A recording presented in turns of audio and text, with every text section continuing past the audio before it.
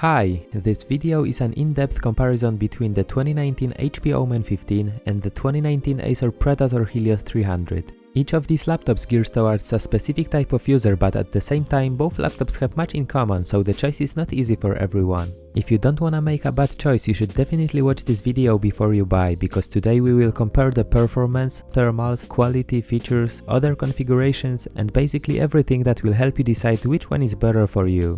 In the past I made a comparison between the 2018 models of these laptops and you really liked it, so now let's see what improvements HP and Acer made to the 2019 models. If you don't know my channel yet and you like this kind of comparisons, consider subscribing TechFinds and hit notification bell if you don't wanna miss the upcoming videos. As always, in the video description I left the Amazon links to check the current price, and in the comment section you can find the timestamps to skip to any part of this video. They should work for mobile users as well. I'm Chris from TechFindsReview.com, and now let's jump into the comparison.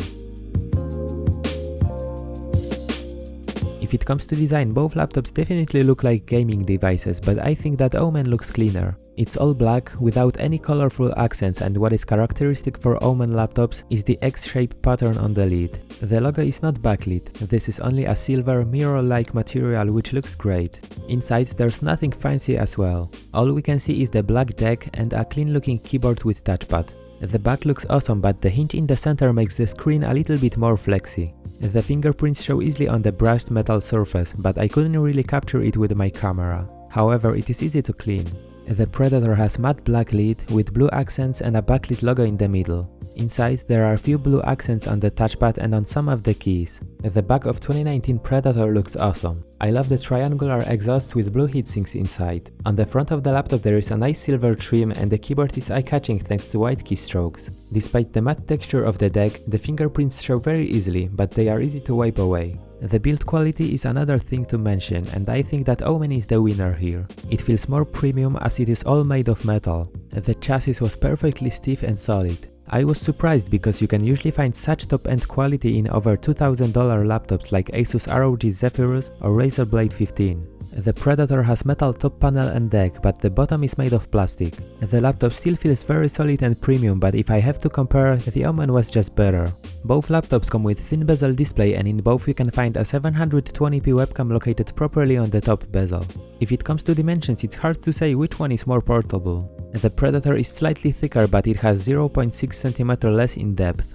The Omen is thinner and slightly deeper, but the differences are practically unnoticeable. However, the Omen weighs about 200 grams less, which might be beneficial if you travel a lot.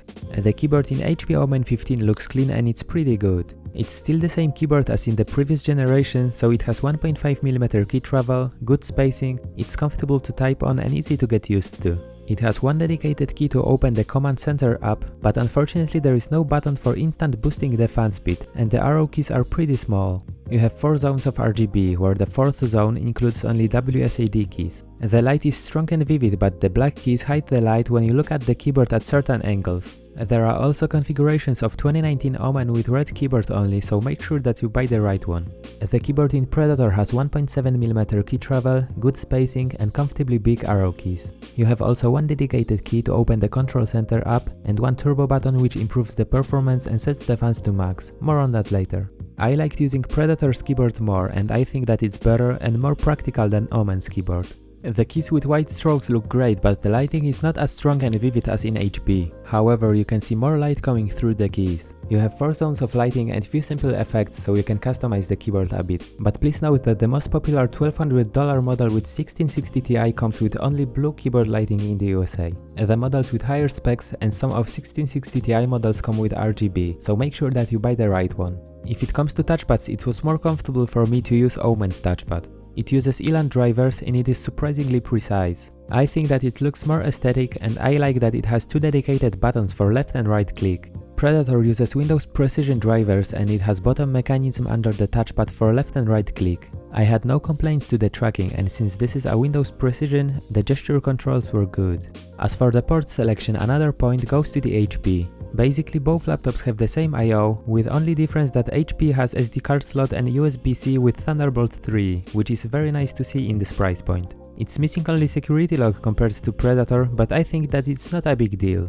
If it comes to display, my Omen came with 1080p 144Hz IPS panel with about 9 milliseconds response time, and before you ask, this one doesn't support G-Sync because I had the configuration with RTX 2060. If you want G-Sync, you have to choose the model with RTX 2070 or 2080. There are also other display options that you can choose, including 1080p 60Hz, 1080p 240Hz, and 4K 60Hz. The color coverage of my 144Hz panel was 95% of sRGB color gamut, and the brightness was 329 nits. You can easily use this laptop for content creation. The games look great and smooth, and viewing angles are good. My Predator has also 1080p 144Hz IPS panel without G-Sync, but it has 3 milliseconds response time. I felt like it's just a little smoother than Omen's display, but it shouldn't discourage you from buying Omen because the difference was almost unnoticeable. The colors are also very vivid and sharp, and the display has perfectly balanced cold tone. It can reproduce 97% of sRGB color gamut, 75% of Adobe RGB, and the brightness is 315 nits. I think that any kind of color correct work can be done on this laptop without problem, and the games look perfect. However, there was one thing that was not perfect. I found screen bleeding, which was also slightly noticeable during normal use when the content on the screen was black.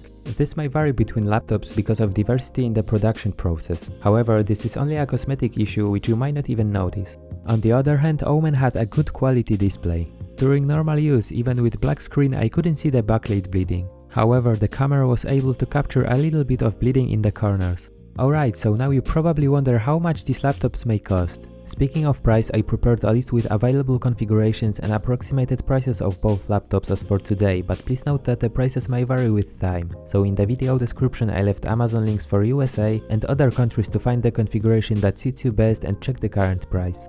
Let's talk about the Predator first. You can get it with GTX 1660 Ti, RTX 2060 or RTX 2070 Max-Q.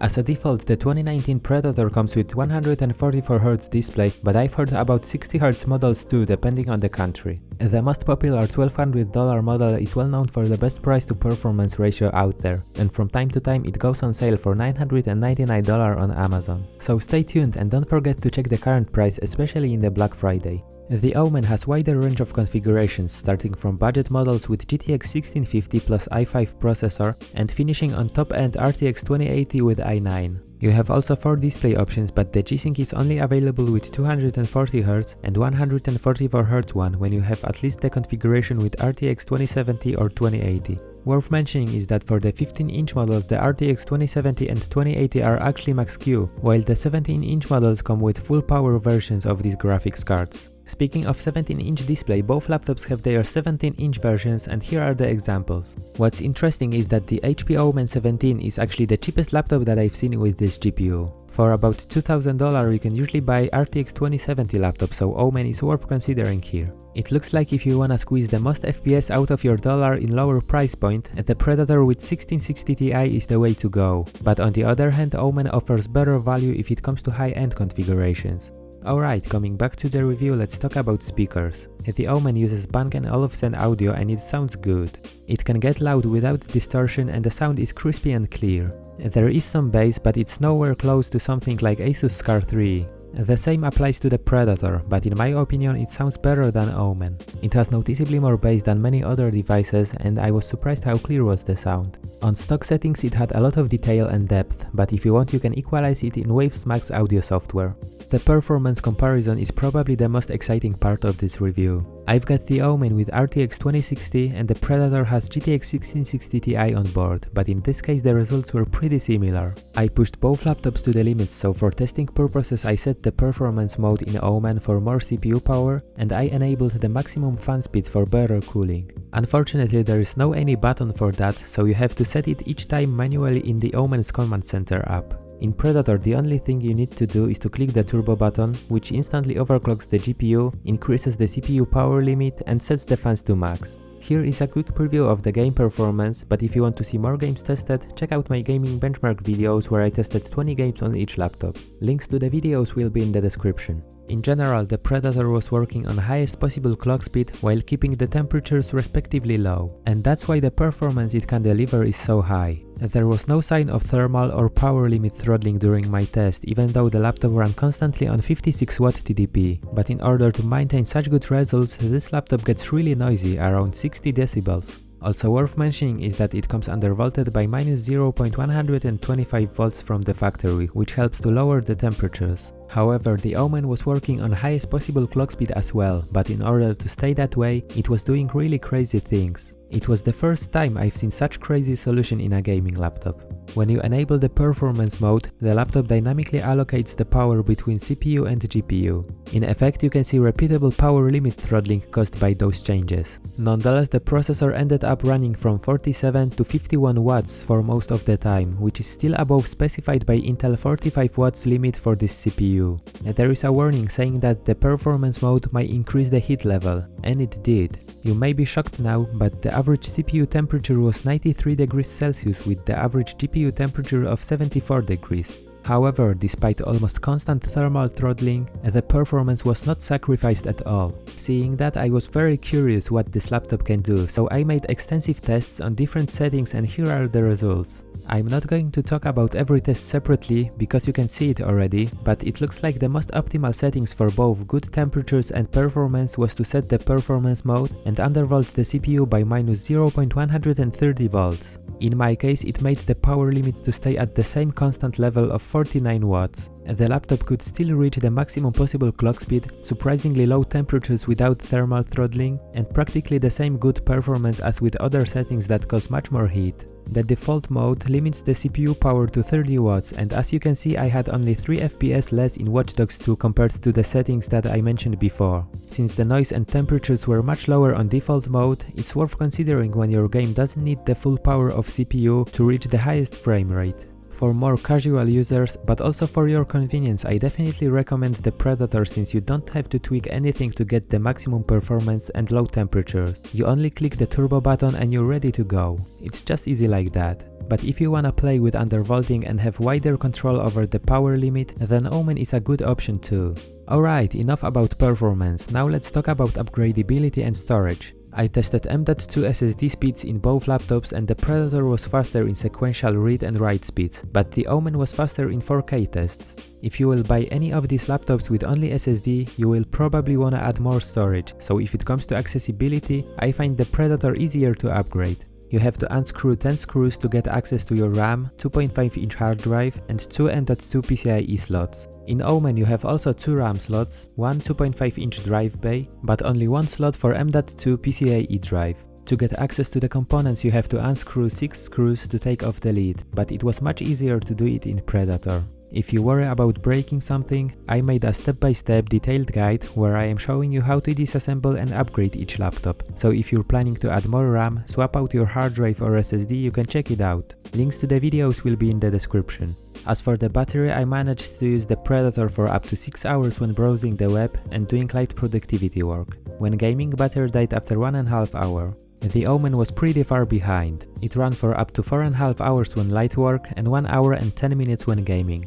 Alright, it seems to be everything that you need to know to wisely choose one of these laptops, but before we finish, let me share my closing thoughts. So if it comes to the 2019 HP Omen 15, I think that it's a very good and interesting laptop for those who are into tweaking CPU power settings to get the best results. It's one of the fastest RTX 2060 laptops that I've tested this year, which makes me think that the GTX 1660 Ti model would perform as same good as Helios 300 with the same specs. It has few advantages over the Predator, for example Thunderbolt 3, SD card slot, G-Sync with higher specs models, and wider range of configurations including full-size RTX 2080 for under $2,000. It feels more premium thanks to full metal build, and despite being metal it's also slightly lighter. However, if you wanna buy Omen with the same specs as 2019 Helios 300, you have to pay more than for Predator. For the downsides we can include shorter battery life, high temperatures on performance mode without tweaking, and no dedicated button for boosting the fan speed. On the other hand, we have the 2019 Acer Predator Helios 300, which shows the best price to performance ratio out there, without really sacrificing anything. You can't actually find faster laptop with better features for less than $1,100. The GTX 1660 Ti model basically can run every demanding game on at least high settings, and in some cases it even outperforms laptops with RTX 2060. So if you're on the budget, I think that this is the way to go. Worth mentioning is that from time to time it goes on sale, which makes it even better deal. Compared to Omen, the Predator doesn't feel as premium and it's missing some features that Omen has, but it's still above average, especially compared to other more expensive laptops. It has a good and very useful keyboard, fast and color accurate display, great cooling system and longer battery life. It's also easier to upgrade and easier to use for casual users who just wanna buy the laptop and play games with maximum performance right out of the box. Alright, so which one is better? In this case the choice is not easy for me, because Omen is a very good and tempting laptop. Nonetheless, I think that I'd rather go for the 2019 Helios 300 just because of the price, convenience of use, very good performance and enough features for my personal needs. But I am curious, what is your choice? I hope that this video helped you decide, so if you know which laptop you're gonna buy now, let us know in the comments. If you're new to the channel, it would be awesome if you consider subscribing TechFinds. On my channel you can find detailed laptop reviews, laptop comparisons, gaming benchmarks and more. Now thanks for your time and see you in the next video.